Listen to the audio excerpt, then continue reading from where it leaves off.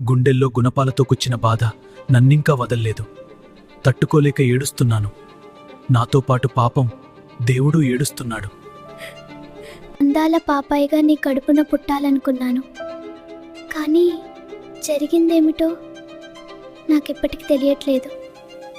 నీ కడుపున నేను ఎప్పుడు పడింది నాకు తెలియదు, కానీ నేను నీ కడుపులో ఉన్నానన్న సంగతి తెలిసి ఎంతగా మురిసిపోయానో. నన్ను నేను చూసుకుని ఆశ్చర్యపోయాను. చీకటి అయినా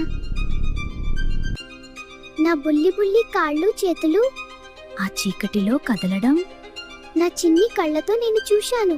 అందంగా బాగున్నాననిపించింది. ఇంకెంతకాలం? కొద్ది కాలమే ఈ చీకటి. తర్వాత కొండంత వెలుతుర్లో నీ చేతుల్లో ఉంటాననుకున్నాను.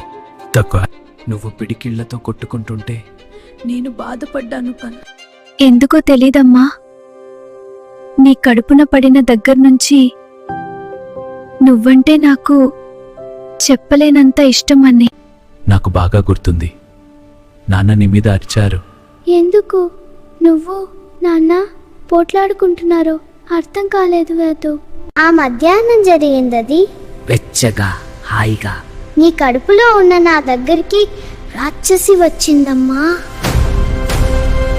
దాన్ని చూస్తూనే భయపడ్డాను. గట్టిగా అరిచాను. అయితే నా గొంతు నాకే వినిపించలేదు. నీకేం వినిపిస్తుంది? నీ కూతురుగా పుట్టాలనుకున్నాను, నీ పోలికతో పుట్టాలనుకున్నాను, కడతీరిపోయాను.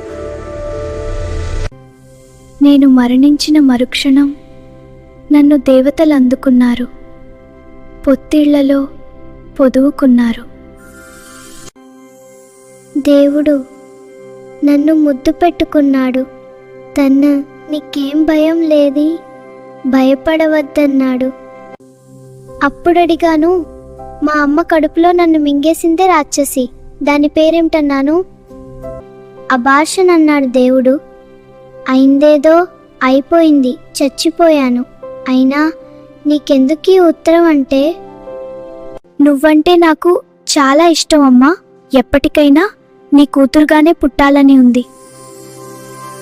జాగ్రత్తమ్మా, పదే పదే అబార్షన్ రాక్షసి నీ కడుపులోకొస్తే నువ్వు తట్టుకోలేవు, చచ్చిపోతావు. తనే రాకుండా చూసుకో.